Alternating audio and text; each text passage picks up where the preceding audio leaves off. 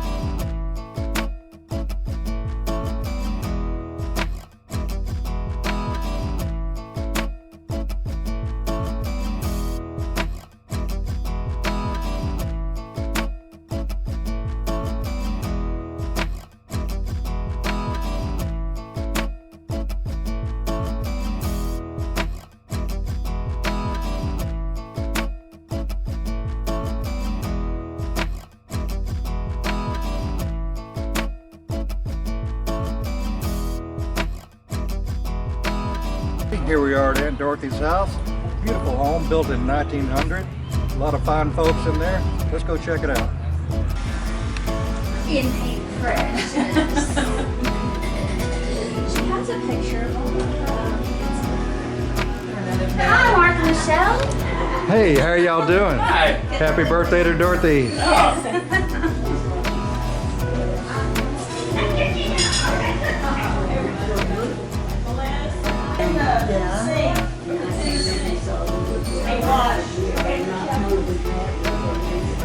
Well, you made the right decision. I think so. Now what are you saying? Yeah, that's a problem. Yeah, or you need to strawberries. Take a little, just a little tiny bit.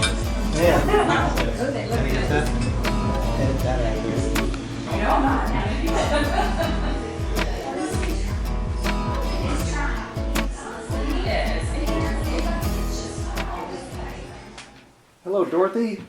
Well, hi. Hi yourself, Dorothy Millard, 100th birthday. How are you doing? You look great. 2 days passed, I think. 2 days passed.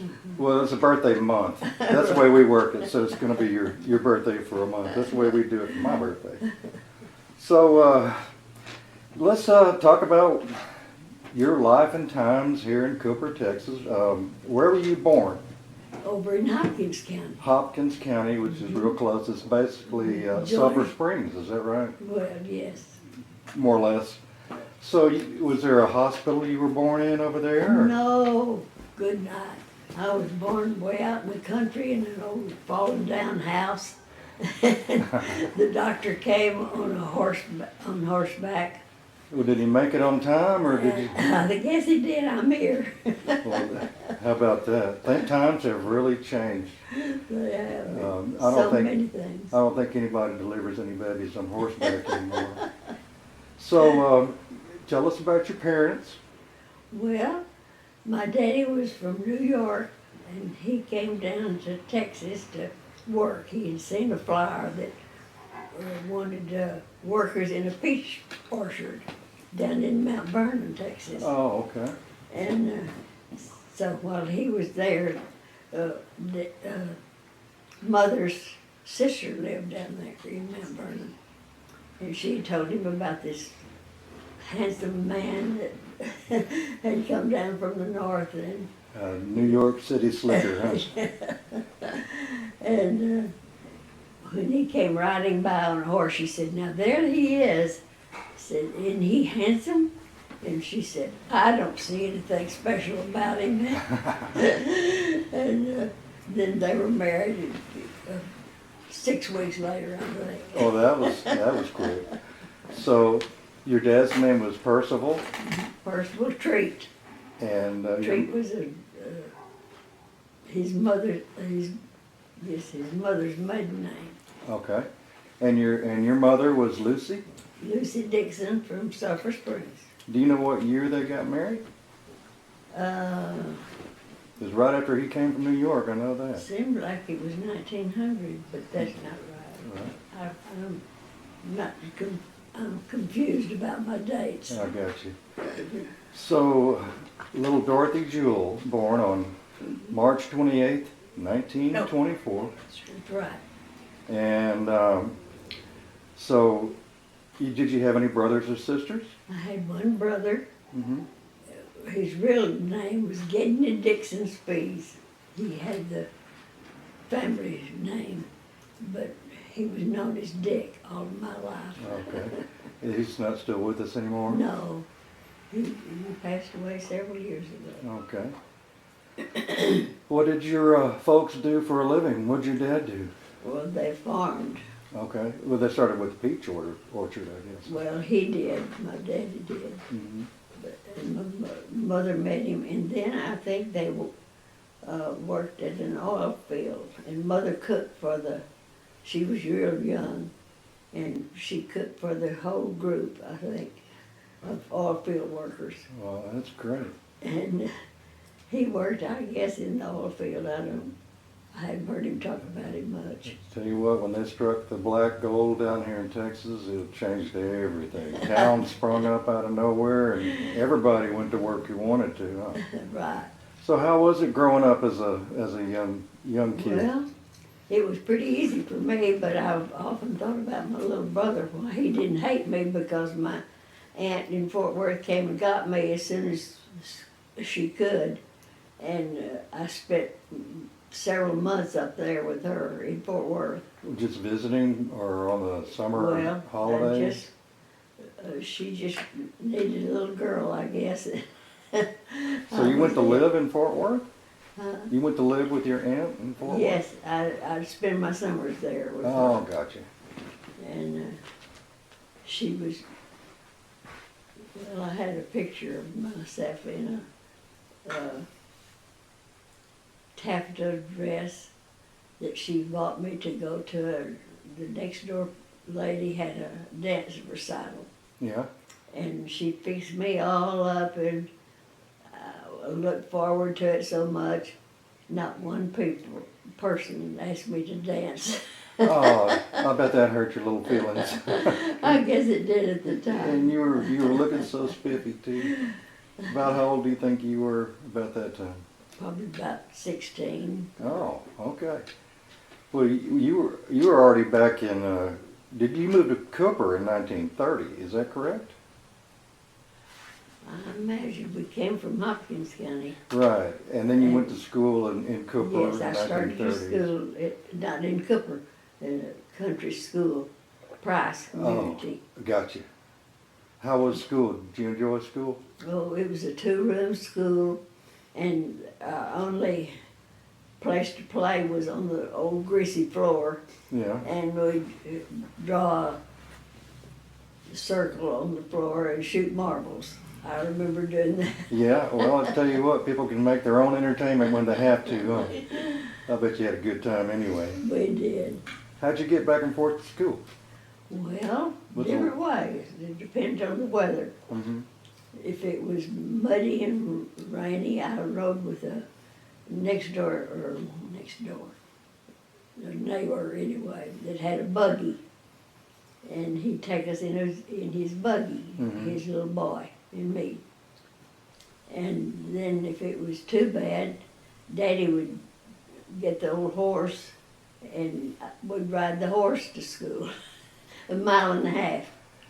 Did other kids do that too? I bet they did. Oh, I'm sure they did. Instead of a bicycle rack outside, you had a horse rack. I didn't have a bicycle then.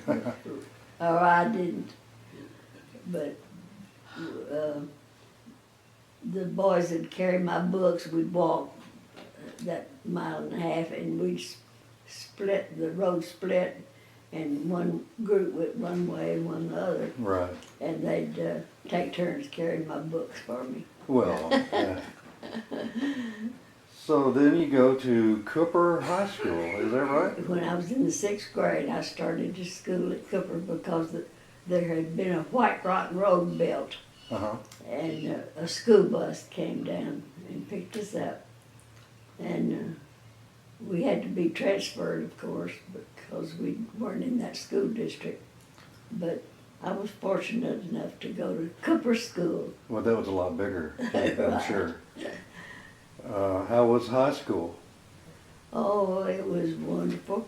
Were you in a lot of, Nice sweetheart. yeah, a lot of boys wanted to carry your books?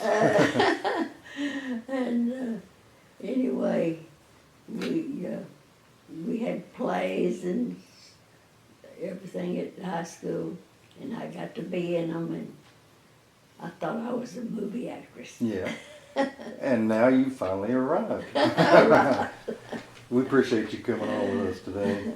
So, in high school, you met a fella named Leo. Is that right? Well, about the last year of Yeah. high school, because he had gone out in the country to school until his senior year. And then he got to come into the big school at Cooper. I see. And I rode the school bus with him. First time I remember seeing him was on the school bus. Did you like him right away, or? Oh, it kind of grew on me. Yeah. How was Leo as a high school senior? Was he a wild guy or I a think respectable he guy? was good, Yeah. but he was nervous about coming in and joining these big Cooper School Yeah, the kids. big city town. And he was supposed to make a school report, and he was so scared he just couldn't do it. About Talking in front of a book group. report. Yeah. And so he, at the 50th school reunion, he offered to do that report for them. Really? He wasn't scared anymore. Yeah. Only took 50th reunion to get there. I understand how that talking in front of a group can be, especially in school. He learned, though, Yeah. how to do it. So you graduated in 1941 I did. from Cooper High School, and little did anybody know what the next year would bring. That's right. Do you remember Pearl Harbor? What happened to Pearl Harbor? Well, I remember hearing about it and Yeah. being horrified when we heard about it. You know where you were when you heard about it? That was a Sunday morning in Hawaii. I was at home, I guess, when I heard about it. No, I was at church, at Antioch Church. And somebody came in and the word went around to all the people. And they finally made an announcement that what had happened. I bet that was a scary few days afterwards, figuring out what in the world's going to happen. And little did we know what was going to happen. Right. So during the war years, you stayed in touch with Leo from high school. I did. I wrote him 100 letters. Yeah. And when he could, he would get letters off to me, but he was aboard ship Right. most of the time, and he couldn't get mail, Yeah. It was receive it or sure. mail it. Yeah, it was tough, and probably when they did get mail, it was backed up for a few weeks, and they got a big bundle. I'm sure that he was glad to get them. And he was in the Navy, Yes. and he was stationed in the Aleutian Islands on the USS Dorothy. Do I have that right? And I think it's been decommissioned, that ship has. Yeah. It was a small ship. Yeah, the destroyer escort, if I'm not mistaken. Yes. So you guys kept in touch through the war. Now, what did you do during the war? All the men had gone away, and none of them. I sure did miss them too. Oh, I bet you did. But I lived in Fort Worth and lived on Hemphill Street and had my own room, and Mrs. Martin was my landlady, and she would cook for me or anything I wanted. And then when I had company, she'd invite them to stay over. She had an extra bedroom. And I remember two boys that came to see me, and she invited them to stay, and they did. And she was so sweet to cook for them and invite them into her home. because of me. Right. So, didn't you do something for the war effort, like I worked at the quartermaster depot. and that's why you were in Fort Worth, right? Uh-huh. Okay. I had gone to secretariat school there in Fort Worth, I see. and to Bradley Drum's Business College. And then when I got through, well, I got this job at quartermaster depot. It was a big thing back then, Right. during the war. The quartermasters take care of all the warehousing and logistics and shipping for all the materials for the armed services. I typed up so many carloads of food and stuff that was sent to the troops. Mm-hmm. Do you know where the final destination was for a lot of those? It could have been Europe or the Pacific. I don't remember. Probably both, yeah. Well, I tell you what, I think that's what won World War II is the industrial might and people like you getting our supplies to the troops. I worked for a lieutenant and a captain, I believe. And I had this whole warehouse to myself, except for storage. And I had me a desk out there, and it was real interesting when they'd come in and give me a report on what was happening. Oh, I bet. Were you able to keep up with what's going on with Leo? And Well, most of the time, sometimes I didn't hear from him for a long time because he wasn't at a port where he could mail letters. right.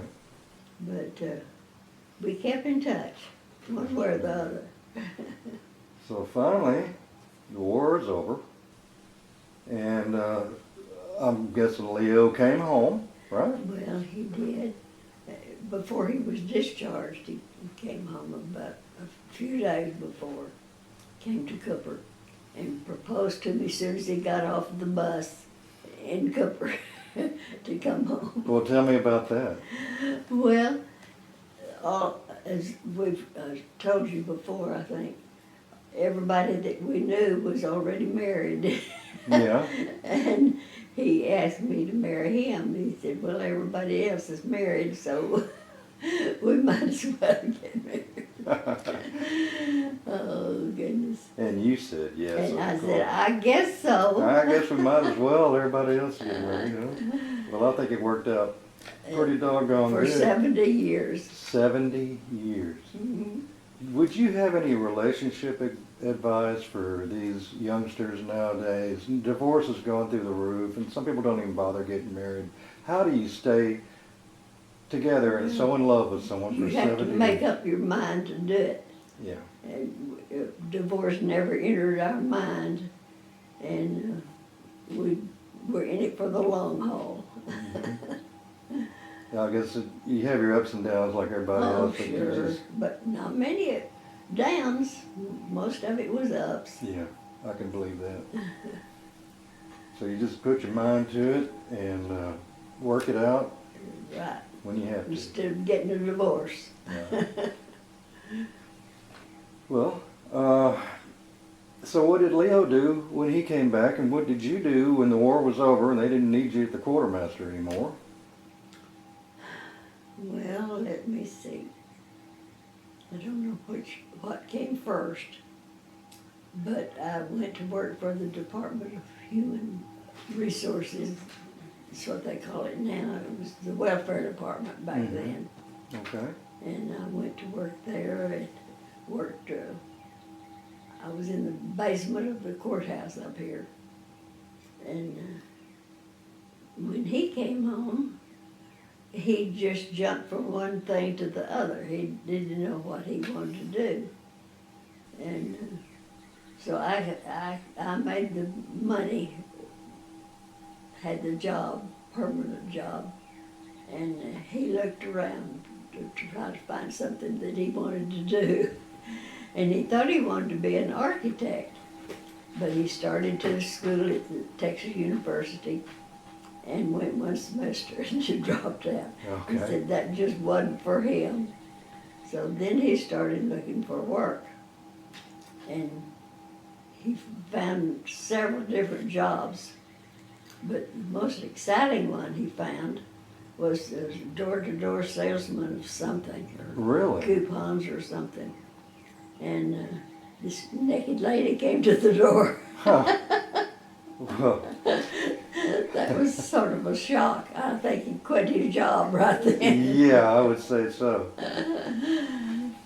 Well, I guess she was interested in what he had to say, but I'm glad he left that real quick. He didn't tell me about it later. Yeah. Well, so everybody's. When did he went to work as a meat inspector, or was that later? Yes. Well, he was out of the service, and he had a brother-in-law that worked for the Department of Public Safety, I believe. He was a patrolman, Ah, and he thought that's what he wanted to do. Well, it was Janice's father. right. My granddad. Yes. And he thought that's what he wanted to do, so he took an exam for that and for meat inspector, because that was what was offered. Mm-hmm. And so he said that he'd take whichever one came first. And I just prayed and prayed that the meat inspection would come first, that he wouldn't be a patrolman, because I thought it was dangerous. Right. Looking back on Leo, I don't think he was really cut out for that anyway. Well, He was just too he wasn't. He easygoing. was too small. And Yeah. his brother-in-law was a big husky man, Janice's daddy. Right. And So you were working at the, that was for the federal office of welfare management. Am I close on that? well, You were there for a while, weren't you? no, I don't think so.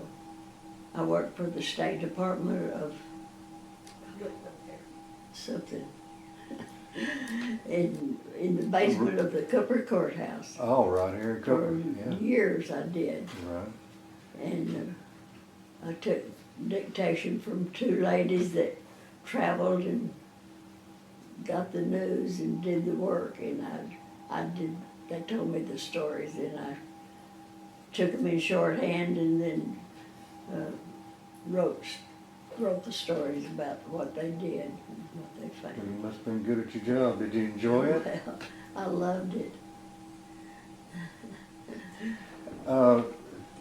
When did you were working in Austin for the Attorney General for a while, wasn't that right? Yes, Did I sure was. Did I skip over that? Liked every minute of it. When was that? It was, oh goodness, I can't remember the years. But it wasn't too long until that I was out of high school. Oh, okay. I had taken a business course and had pretty good typing skills and shorthand. So I worked in the Capitol in a great big building where lawyers were sitting all around. Oh, wow. And they'd call me when there was another girl. I think her name was Bitsy Butts. There's a name you can't forget. That's right. And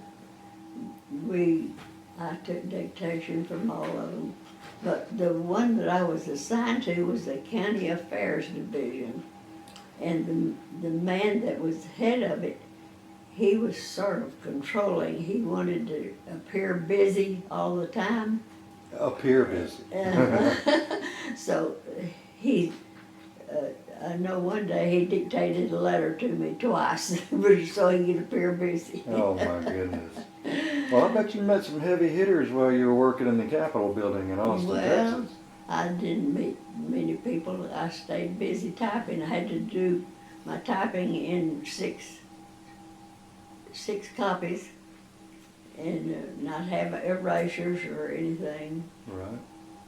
We didn't Well- have computers back then. Nope. Now we got them in our pockets. Things have changed so much since you have seen so much technological change. Well, I certainly have. From everything from air flight to cell phones to automobiles, horses to automobiles, Washing machines, washing machines, yeah. indoor bathrooms. Taking a horse to go deliver a baby. So, Leo's Navy interrupted all this civilian work for a little while, didn't it? During the Korean War, wasn't he restationed to Yes, Guam? he was. They asked him when he was checking out the first time, and he said he wanted to re-enlist, and they told him he could re-enlist, and he'd be called up if he was ever needed.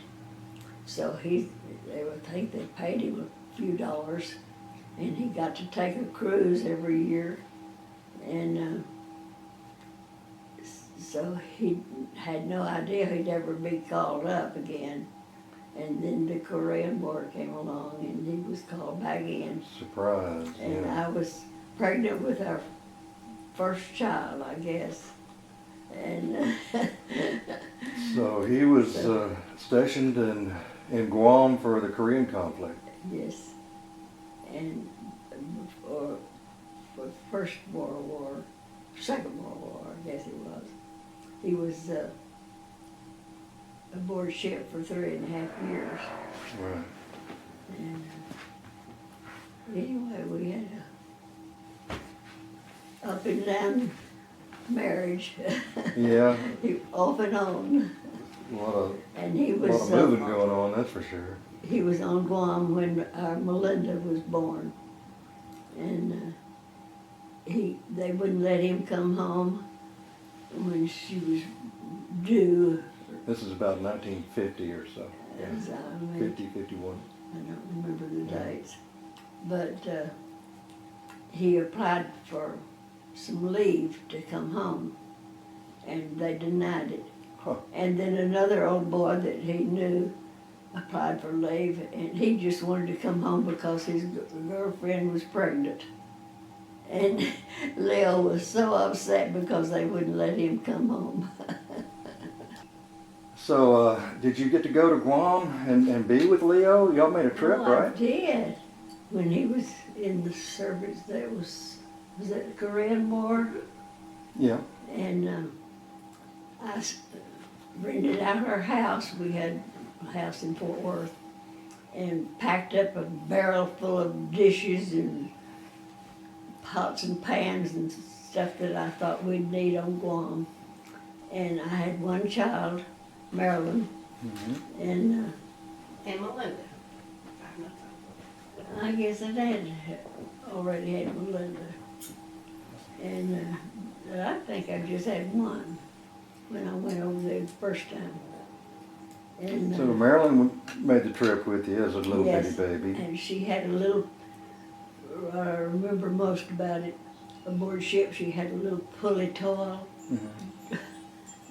pulley doll, and she would go all over the ship pulling that little thing, and I know that she was disruptive sometimes. How long of a trip was it from California to Guam? It was 2 weeks, about 2 weeks. That's a long Because we one. stopped in Hawaii, Mm-hmm. and we stopped there about a week after. It took us about a week to get from San Francisco. And Janice's mother, no, who was? Oh, Velma, Leo's sister, my husband's sister, Mm-hmm. lived in San Diego or some one of those places. And her husband met me with my 2 children and took me to their home and entertained me highly until my ship was due to leave. Right. And then he took me and helped me find where I was supposed to go and got me aboard ship, and I'm sure that headed was out. a complicated thing with a little baby in It tow. was. And I had to have hot water or boiled water to make her formula. Mm-hmm. And I couldn't get it aboard ship one time. And I had to go to a hotel, not a hotel. Anyway, I had to go to a place where they had boiled water. They made coffee and had the boiling water. Right. And I got her formula made and had to leave her by herself in a stateroom or and I was worried all the time I was gone. So Marilyn was about 2 years old, is that right? Or was she that old? I guess she must have been about 2 or 3. I don't know. So Melinda hadn't come along yet. No. Was she born in Guam? Melinda, the second daughter? I had to wait until she was of age before they'd let me take her Oh, to yeah, Guam. I remember now. Marilyn was about 2, Melinda had just been born, and you had to wait until Melinda was It was 5 4 or and a 6 half months old, I before believe. you could even get on the ship. And poor Leo waiting for you on Guam. I imagine they kept him busy. I imagine they did. He was a welder, and they brought ships into the harbor there, and he worked on them, welding and fixing them up, repairing them, and that's what he did while he waited for me to come. So you and the babies make it to Guam, and how long were you there, and how was that experience? We were supposed to be, thought we'd be there about a year, and instead they changed the point system somehow, and he had enough points to get out, and so we just were there about 4.5 months, I think. And then he just rotated. And Out. then we came back home, and he on a troop ship, and he was below deck with the troops, and the dependents were up on a higher deck. Mm-hmm. And just a couple of times hours a day he would get to come up, and we had to be careful with our time. Yeah, I bet. He didn't get long to visit. He was doing things, even though they were heading back. So back to Cooper you come, is that right? Did I come to Fort Worth or to Cooper? Cooper. I think I came to, So y'all went to go live in Fort Worth for a little while? before he left to go. When did You he came leave? back to Cooper and ran the store. Okay. But I was here waiting for him. I came home to learn how to cook. Okay. Mother was going to teach me how to be a wife, and we. So after the I didn't learn to cook much. He said he had to teach me everything I knew about cooking. you should just let him do the cooking, I would think. Oh, he didn't really know how. He was, when he retired, he said he was going to do gourmet cooking. And I said, well, you'll have to find the kitchen first. Yeah, right. Talk about starting from scratch, huh? So when the Korean War and the Guam settled down and y'all came back to Cooper, tell me about the grocery store that you ran. Didn't you run a grocery store? Well, yes, his mother and daddy had a grocery store out in the country, and my mother and daddy had one in Cooper. And but one of the things he said he'd never do would be to run a grocery store or to farm, or I think there were 3 things he said he'd never do, and he did all 3 of them. Tried them, Right. It didn't work. And that's where the sticking with it and the having faith comes in to make 70 years of that. He tried. So it was, his mom and dad had a grocery store, Yes, and I guess he took it over from them. he did. He bought them out, and he and I read the store for a while. That was Miller We have a Grocery. picture of me behind the counter. I looked like Ma. What was her name? Ma Kettle? I had my hair slicked back. I don't know how we ever sold any groceries the way I looked. You think you were scaring people off, huh? Right. Well, I bet that was an interesting time. You had gas pumps out there, and I've seen that store and pictures of it when it was operating, and it was just in the middle of the flat prairie on a highway. And our busiest time was during the fall when the workers came in by truckloads to gather the cotton crop. Right. They came to pick cotton, and they'd all come in their store at one time, and we lost a lot of merchandise. They were Yeah, crowds can do And that. Our pastor, I know, he came and manned the ice box where they had, where we had, oh, I can't think of the popsicles and things like that. Mm-hmm. And he kind of kept a watch on people for us. Right. When you get a big crowd in the store, even now, it's You could, things just kind of come up missing. that's right. Did you enjoy that time with the grocery store? Well, Even though Leo broke a promise by running it. I liked it all except when I had to go fill up the gas tanks. I didn't like to go out and Oh, I bet fill up the cars. that was a smelly mess, I bet. Boy, cars have changed since then, haven't That's they? right, too. They got so many computers on them now, you can't even fix them yourself. And right next to the grocery store, if I remember right, was the little Antioch Baptist Church. Right.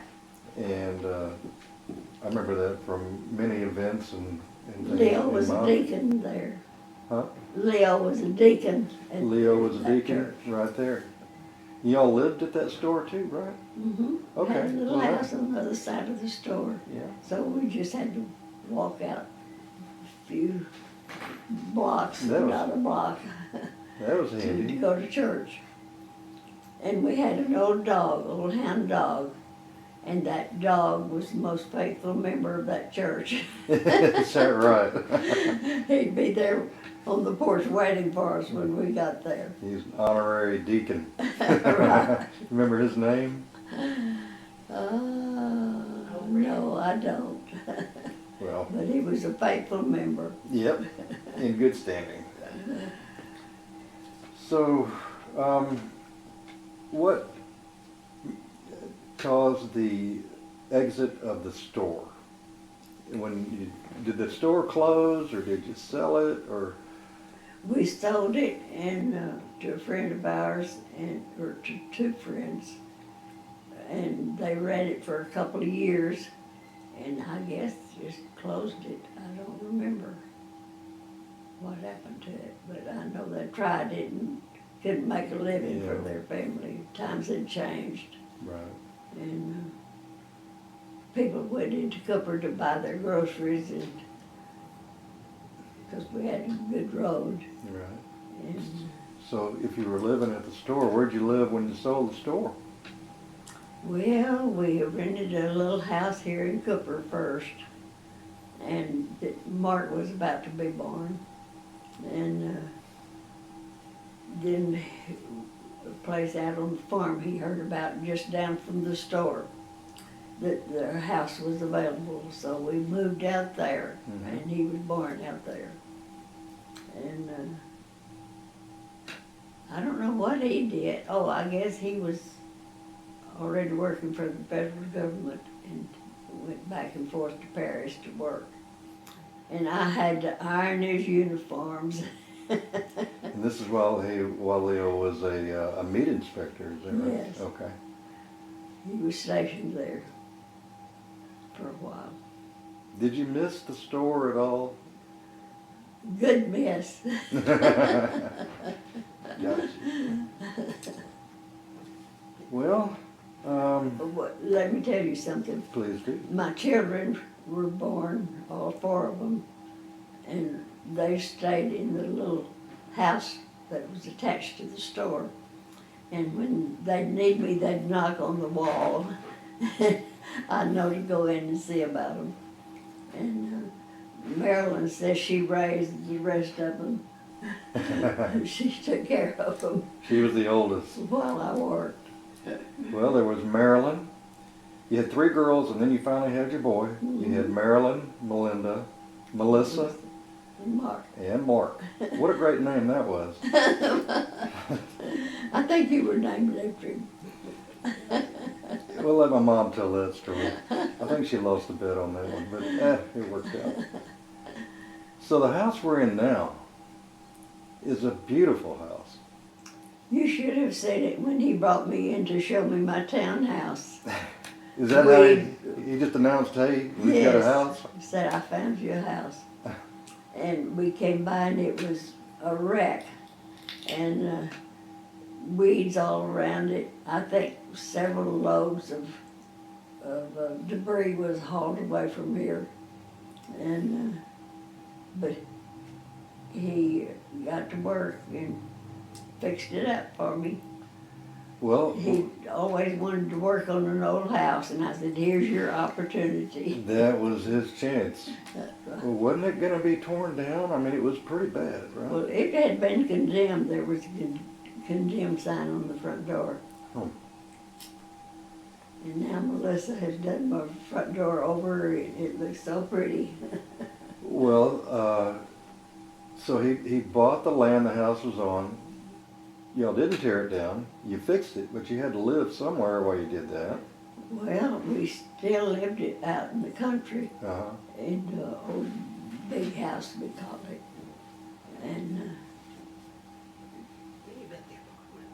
And Daddy Leo built the apartment out here, out of used lumber that he hauled from Paris, most of it, and a staircase that laid out in the yard in all kinds of weather for months before he got around to using it. Yeah. But he did it, and now my daughter Melissa lives there, and we had the stairs carpeted. She tore it all off and painted the woodwork. Well, it's a nice looking little garage apartment now. Well, she's made it real good. So y'all lived there while you put the 4 house years. back together, 4 years. And while he still worked at the meat inspection, he worked on this in his spare time. Mm-hmm. And my brother Dick helped him some. He started gathering up the tools about 3 o'clock, and Leo had asked him what he was doing. He said, I'm getting ready to go home. It's time to quit. Good grief. The sun's still shining. It's still work time, right? Well, you guys did an incredible job, and you did it yourself. This house that we're in now was built in 1900, if I heard That's right. what I understand. Yeah, and you used all the original woodwork and everything that you could. And it's just a beautiful little house. I'm so glad it wasn't torn down. And he tore all the woodwork off and numbered the pieces and the doors and everything and stacked it outside, most of it. And I worked out there for days stripping it. Mm-hmm. And I used old newspapers to strip the whatever it was off of it. Yeah. That earned you a nickname, didn't it? Local stripper. Right. Local stripper in the front yard again.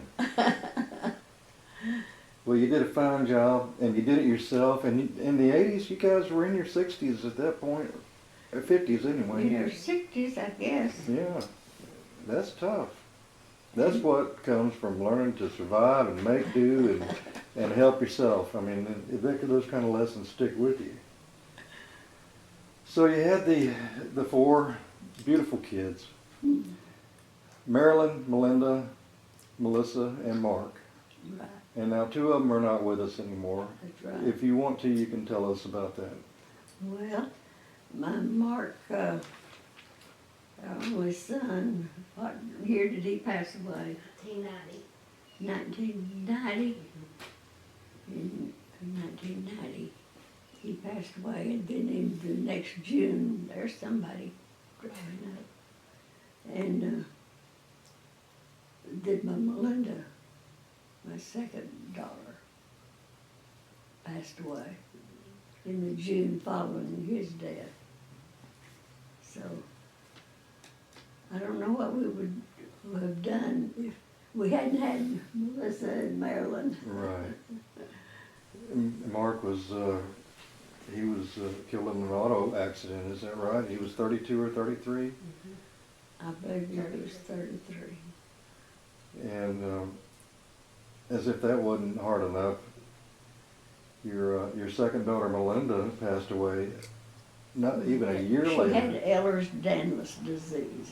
Right, and that kind of runs in the family on the female side.